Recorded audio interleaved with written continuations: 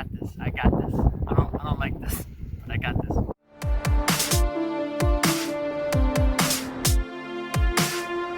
My name is Donovan. We're taking a Russian-made SKS and installing a SKSAR stock by CBRPS. The link to the stock will be in the description below. Hopefully this will help you guys out. Okay, first things first, get all of the pieces that were sent to you for the SKSAR. Spread them out on a table so you can see them clearly, and then we can go step by step on which pieces go first.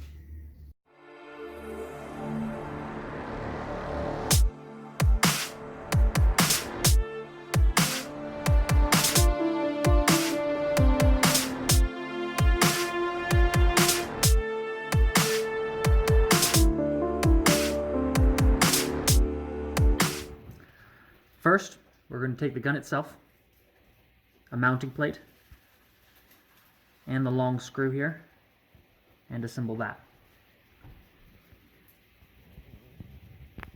The barrel will sit right inside the groove, lining up where your stock used to end. And the screw will sit right inside.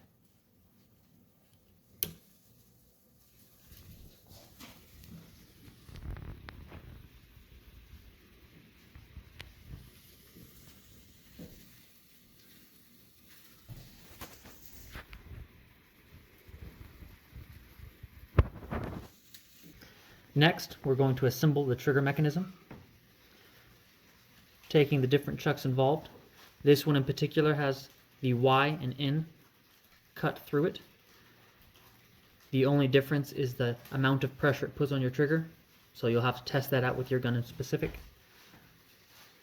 Then we have the other plate that mounts and holds the new trigger, and the trigger itself.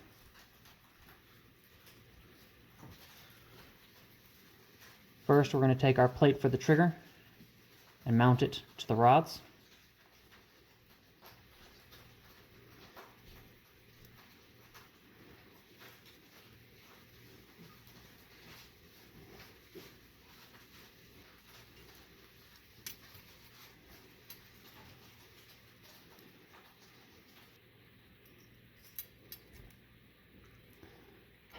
Then the trigger is going to set within the groove and wrap around the mounting plate, and the pin will slide into place.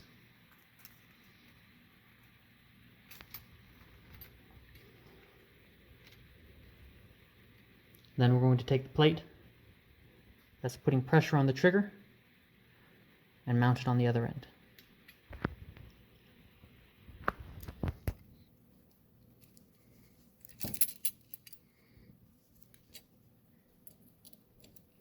Once you have all the screws in place, you can then go through and tighten them all down.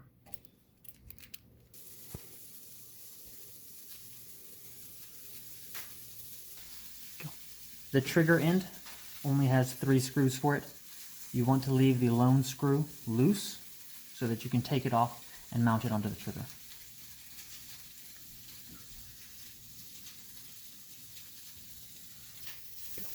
Next, we're going to mount the trigger together. So take the screw that we had loose already off, expand it, and place it over the trigger, and then mount the screw back on.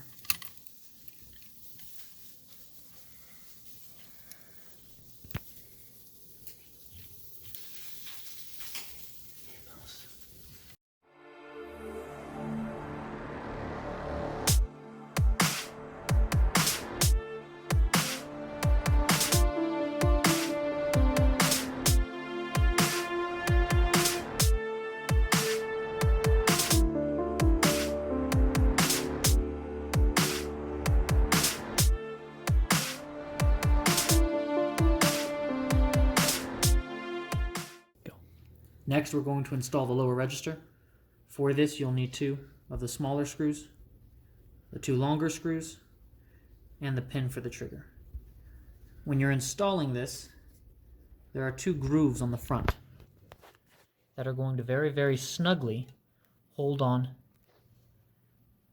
to the end of the barrel where the bayonet sits. So here we're going to sit it down Make sure the trigger fits through. Line those holes up, and then put pressure to click it into place.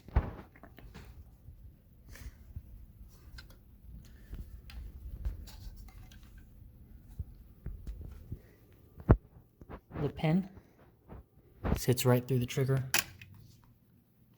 through the gun. Keep in mind that this pin is loose and will fall out until you get the upper register in place.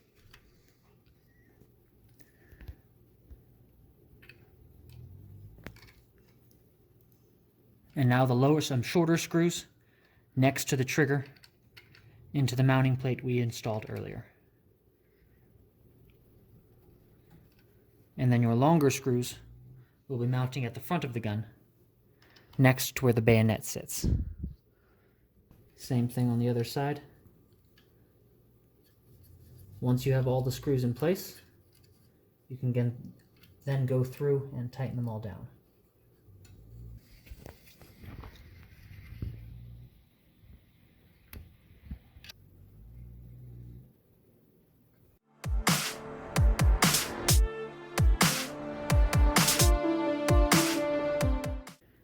Now we will install a faceplate onto the muzzle of the gun. You'll have the faceplate and two of the tiny screws. This is a little tedious to fit over the sight, but goes on simple enough once you get what you're doing. So I'm going to take it down directly over the sight and then guide it over. There's a small opening that the lip will sit into, just like that, and then screw it down.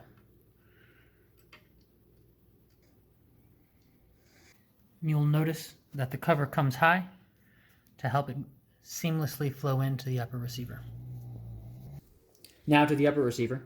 If you order the stock with the Picatinny rails, then you're going to get 4 screws that are different than the ones we've been working with, and those will go to your Picatinny rails. If not, then you will just have 6 of the small screws. Now, as we're installing this, it's important that you make sure that the pin for your trigger stays in place. Otherwise, it'll cause some issues as you're installing this. The receiver is going to slide right on top into place and then press down. Now, as you can see right here, it covers the pin, so it can't move anymore. So if you're having any issues getting that on, make sure the pin's in place first. Now these stocks are very precisely machined, so some of these screw holes might be hard to line up, but once you get it into place, it holds really well and functions really well.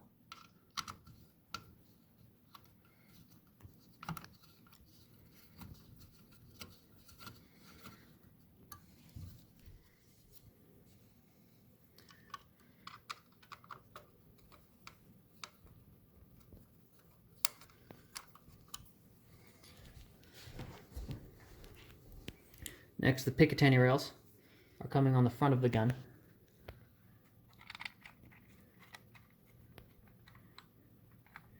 Again, if you didn't get the Picatinny rails with your stock, then this will come with just the regular screws that we've been working with. And you can just get everything hand tightened, and then after you get it on there, you can go back through and crank everything down a little bit. Do be cautious as you're cranking things down. They do strip pretty easily if you put too much pressure. So just get it on there snug and don't worry too much. As I mentioned, the screws for the Picatinny rail can strip pretty easily. If you end up having any issues with stripping one of them out or having any concerns with that, I was able to find replacements at Lowe's. I was not able to find them at Home Depot, but they may have them. I just didn't find the location. But at Lowe's, they had replacement screws for it. So now we're going to move to the buttstock. This is the hardest part of the stock to assemble. The first time doing it is quite difficult. After that, it gets a little bit easier. As I mentioned, it is a very precisely machined stock. So this portion in particular is very snug. There is a groove on the lower back end of it. I'm not sure if you can see it on the video here. Right there. That is going to line up with the back of your trigger. and that'll sit right in. Very difficult to line up at times, but once you get it in there a couple of times, it sits in pretty easy.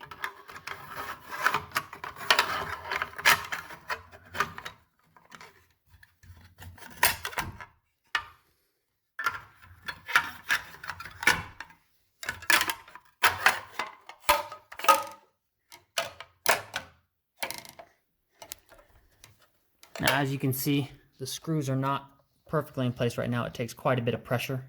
For me, I've been able to have some success just pressing the stock up against me using the grip.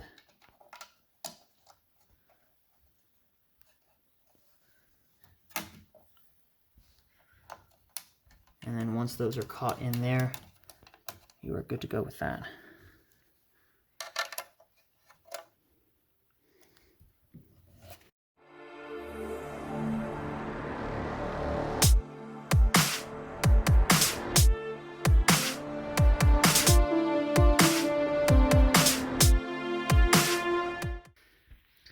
Now we're going to move to the magazine receiver. Their new system for the magazine allows for these modified Tapco magazines. They have a diagram on their site to cut yours into position, and then they also sell pre-made ones. Extremely useful. They slide into place really quickly. They also have the option on their stocks for their slam bolt to release the bolt after you've loaded a new magazine. Both quite helpful.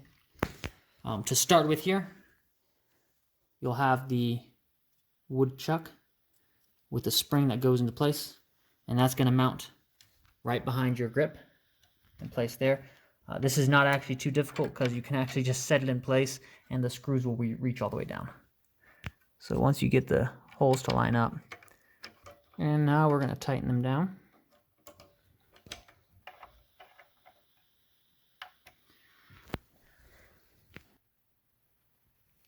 Next, we're going to put together the receiver itself. You'll see the hole on what is the front of them. You're going to have a pin go through that. And then through your quick release, you want the grooved section facing away from the rest of it, like so. And the next one's going to fit into place here, just like that. The circle groove right here is where the spring is going to set. This is somewhat snug fitting here, so if you need to loosen the buttstock a little bit to get it to sit in place properly, then do so.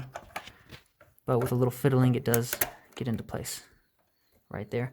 You'll have to put pressure on the spring to get the screws to line up on your sides, and you'll have 4 of the smaller screws to put that in place.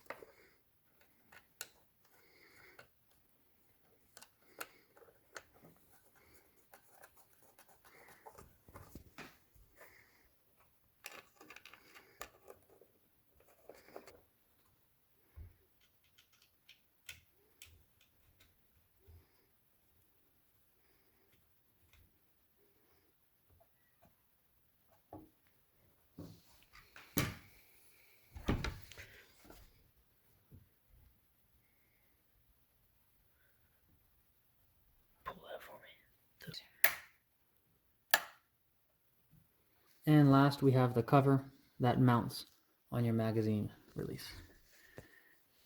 It is just going to sit into place there and line up on the 2 grooves. It'll sit right inside the buttstock.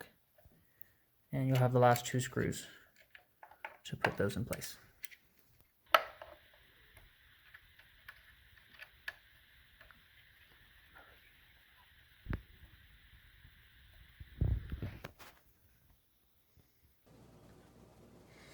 Alright guys, hopefully this was helpful. Any questions you guys have about the stock, please do put in the comments. The muzzle brake that I have on mine is the matching muzzle brake for this stock from CBRPS. I'll try to put a link in the description. Putting it on there is not too difficult, so that shouldn't be any complications for that. If this was helpful, please do like and subscribe to the channel. We'll try to get more content out for you guys. Thank you.